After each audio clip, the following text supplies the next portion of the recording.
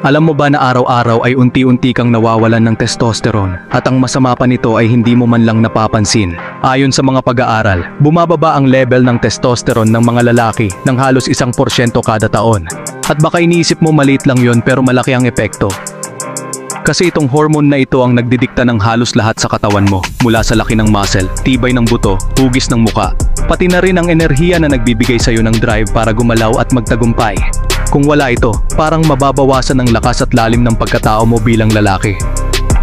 Sa video na ito, ipapakita ko sa iyo ang mga simpleng araw-araw na gawin na unti-unting pumapatay sa testosterone mo. At ibabahagi ko rin ang mga solusyon na subok sa agham para maibalik at mapataas ito. Huwag na nating patagalin pa, simulan na natin sa unang ugali na dapat mong bantayan.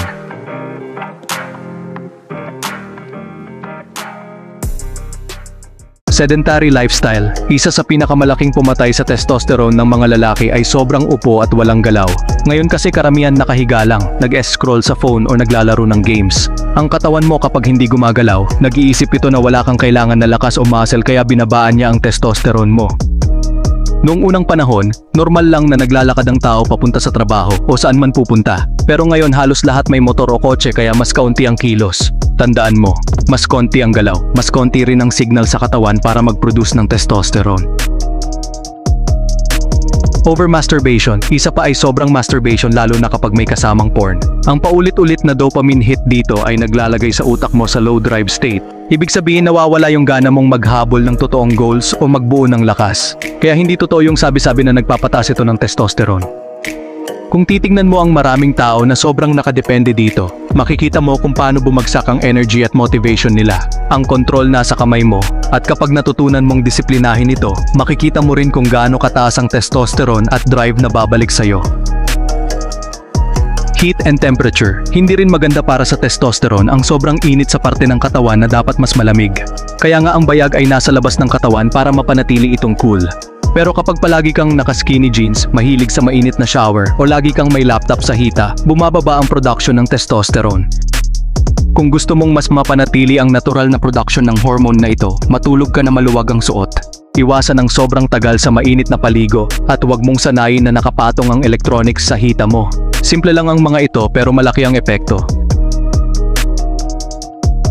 Plastic. Maraming gamit na plastic ang may chemical gaya ng BPA na kumikilos na parang estrogen kapag napunta sa katawan.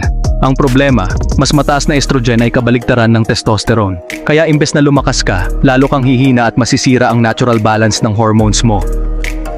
Kaya mas mainam na iwasan ang paggamit ng plastic bilang lalagyan ng pagkain o tubig. Gumamit ka ng baso o bakal na bote at lalagyan.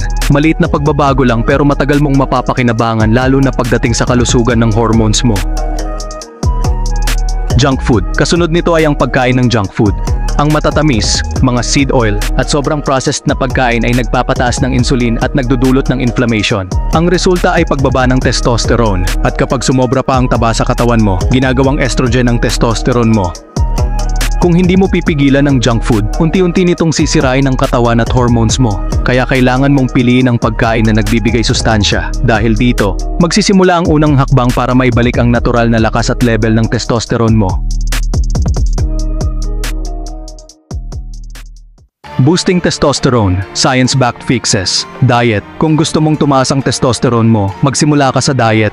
May 3 pangunahing sangkap na kailangan mo, zinc, magnesium, at vitamin D. Sila ang haligi ng hormone production. Kapag kulang ka dito, mahihirapan ang katawan mong mag-build ng natural na testosterone. Para sa zinc, kumain ka ng itlog, pulang karne, at buto ng kalabasa. Para naman sa magnesium, piliin ang mga mani, buto ng kalabasa, at dark chocolate na mataas sa cocoa. At para sa vitamin D, wala nang tatalo sa simpleng pagbilad sa araw tuwing umaga kahit 15 hanggang 20 minutes lang. Workout. Pagdating sa exercise, hindi sapat ang simpleng pag-jogging lang. Ang weightlifting ay malaki ang naitutulong, pero mas matindi pa ang epekto ng sprinting at explosive movements. Ang katawan mo ay mas naglalabas ng testosterone kapag nag-e-explosive sprints kesa sa mabagal na takbo. Tingnan mo na lang ang katawan ng joggers kumpara sa sprinters.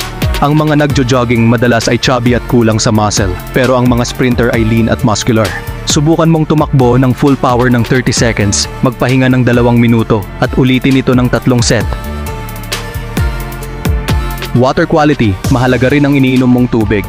Ang maraming tap water ngayon ay may microplastics at chemical na kumikilos na parang estrogen sa katawan. At tandaan mo, kapag mataas ang estrogen, bumabagsak ang testosterone, kaya iwasan mong basta-basta uminom ng diretsong gripo. Ang mas magandang gawin ay gumamit ng maayos na water filter o bumili ng malinis na bottled mineral water. At iwasan ang plastic na bote, gumamit ka ng metal o baso bilang lalagyan. Simple lang pero napakalaki ng epekto nito para manatiling balanse ang hormones mo.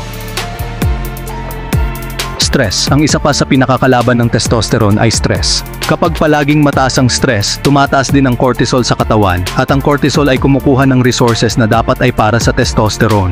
Kaya habang stressed ka, mas bumabagsak ang natural hormone levels mo. Kaya mahalaga na magkaroon ng outlet laban sa stress. Pwede kang mag-gym, maglakad, mag-meditate, o gumawa ng breathwork. Kahit isang solidong workout lang ay kayang magbawas ng stress levels ng halos 40% na malaking tulong para tumaas muli ang testosterone. Purpose, at higit sa lahat, kailangan mong mabuhay na may purpose. Kapag wala kang malinaw na direksyon o goal, lagi kang mababalot ng stress at lungkot. Pero kapag gigising ka araw-araw na may dahilan, tulad ng career, fitness, o pagbuo ng isang bagay, natural na tumataas ang drive at testosterone mo. Kung gusto mong makita ang malaking pagbabago, pumili ka ng isang high-income skill at pag-aralan ito sa susunod na 6 na buwan.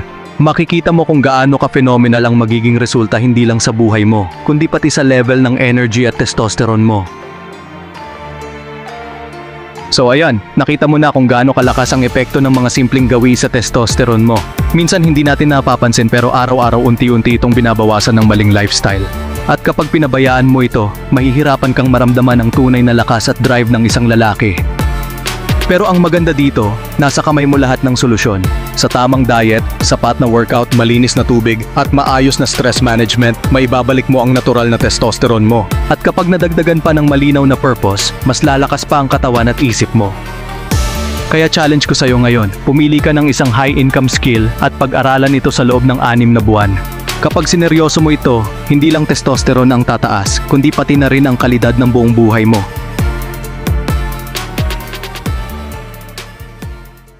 Kung gusto mo pa ng mga video na tulad nito, siguraduhin i-subscribe ang channel na ito, i-click ang bell icon.